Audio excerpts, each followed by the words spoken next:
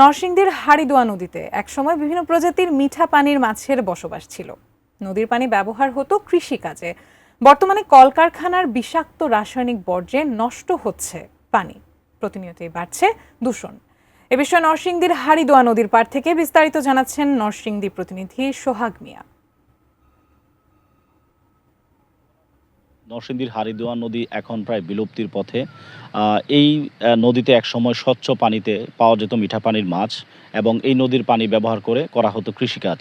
কিন্তু সময়ের সাথে সাথে নরসিংদীতে শিল্প কারখানার সংখ্যা বাড়তে থাকে এবং এই শিল্প কারখানাগুলোতে ইটিপির ব্যবহার নেই। বেশিরভাগ শিল্প কারখানাতে ইটিপির ব্যবহার না থাকার কারণে শিল্প কারখানার যে কেমিক্যাল মিশ্রিত পানি রয়েছে সেই পানি হাড়িদোয়া নদীতে এসে পড়ছে এবং এই হাড়িদোয়া নদীতে এই পানি পড়ার ফলে এই পানি মিশে হাড়িদোয়া নদীর স্বচ্ছ পানিকে এখন আলকাতরার রং ধারণ করেছে।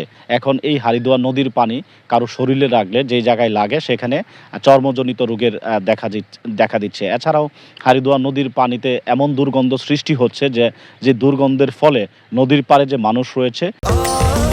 স্বাস্থ্যকর অল টাইম ফ্যামিলি কেক, সব সময় অল টাইম হেলদি লাইফ।